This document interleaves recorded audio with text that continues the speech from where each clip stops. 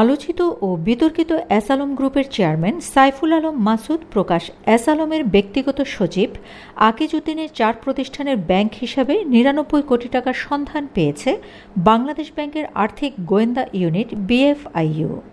এর মধ্যে রহমান অ্যান্ড সন্সে জমা আছে 56 কোটি 24 lakh, Alam trading and business হাউসে 8 কোটি 28 লাখ, নুরুল আলম নামের একটি ব্যাংক হিসাবে 3 কোটি 48 লাখ, মোস্তাক ট্রেডার্সে 15 কোটি 4 লাখ ও নজরুল এন্টারপ্রাইজে 16 কোটি 66 লাখ টাকা।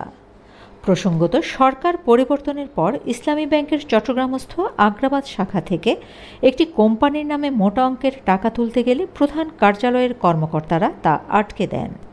এরপর বিএফআইইউ এর নজরে আসে আকিজউদ্দিন সংশ্লিষ্ট 4 ব্যবসায়ী প্রতিষ্ঠান। পরবর্তীতে বিএফআইইউ এসব হিসাব অবরুদ্ধ করার নির্দেশ দিয়েছে ব্যাংকগুলোকে। অনুসন্ধানে জানা গেছে, আকিজউদ্দিন এস-আলমের একই থানাধীন পটিয়ার বাসিন্দা। তিনি 1997 সালে এসএসসি পাশ করে পটিয়া সরকারি কলেজে ভর্তি হন। সেখান থেকে এইচএসসি ও স্নাতক পাশ করে ফার্স্ট সিকিউরিটি ইসলামী ব্যাংকে যোগ দেন। এর কিছুদিন পর ব্যাংকটির চেয়ারম্যান সাইফুল আলমের ব্যক্তিগত সচিব হিসেবে কাজ পান। 2021 সালে তিনি ফার্স্ট সিকিউরিটি ইসলামী ব্যাংকের এভিপি হিসেবে পদোন্নতি পান।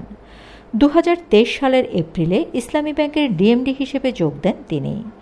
ব্যাংক খাতে তার মতো এত দ্রুত ডিএমডি হিসেবে পদোন্নতি এর আগে কেউ পাননি বলে জানিয়েছেন শীর্ষ 2টি ব্যাংকের ব্যবস্থাপনা পরিচালক। আকিজউদ্দিন এস-আলমের ব্যক্তিগত সচিবের পাশাপাশি ছিলেন ইসলামী ব্যাংকের উপব্যবস্থাপনা পরিচালক। সরকার পরিবর্তনের পর তাকে অবাঞ্ছিত ঘোষণা করে ব্যাংকটি। এরপর আকিজউদ্দিন ও সংশ্লিষ্টরা পদত্যাগ করেন, যা গত মঙ্গলবার পুনর্গঠিত পরিচালনা পর্ষদে অনুমোদিত হয়। সাইফুল আলম সিঙ্গাপুরে স্থায়ী হওয়ায় 7 বছর ধরে তার পক্ষে গ্রুপের ব্যাংকগুলো পরিচালনা করতেন আকিজউদ্দিন। এসব ব্যাংকে নিয়োগ, কেনাকাটা, পদোন্নতি ও ঋণ বিতরণ সবই তিনি নিয়ন্ত্রণ করতেন। গ্রুপটির পক্ষে নামে বেনামে ঋণ নেওয়ার পাশাপাশি বাংলাদেশ ব্যাংক সহ রাষ্ট্রীয় বিভিন্ন সংস্থাকে বিভিন্ন মাধ্যমে প্রভাবিত করতেন এস-আলমের ডানহাত খ্যাত আকিজউদ্দিন। নিজেকে গ্রুপের বিকল্প চেয়ারম্যান হিসেবেও পরিচয় দিতেন তিনি। তাকে বাংলাদেশ ব্যাংকের গভর্নরের কক্ষ ও গভর্নরের বাসভবনেও দেখা যেত। তার প্রভাবের মাত্রা এতটাই ছাড়িয়েছিল যে কেন্দ্রীয় ব্যাংকের শীর্ষ পর্যায়ে নিয়োগ ও কর্মকর্তাদের পদায়নও তিনি ঠিক করে দিতেন। ফলে দেশের কেন্দ্রীয় ব্যাংকও তার কাছে জিম্মি হয়ে পড়েছিল। এস-আলম গ্রুপের প্রধান কর্ণধার সাইফুল আলম মাসুদ ইসলামী ব্যাংক থেকে লাখ লাখ কোটি টাকা পাচারের নেপথ্য কারিগর ছিলেন তার পিএস আকিজউদ্দিন। তিনি ছিলেন এস-আলম গ্রুপের অঘোষিত চেয়ারম্যান।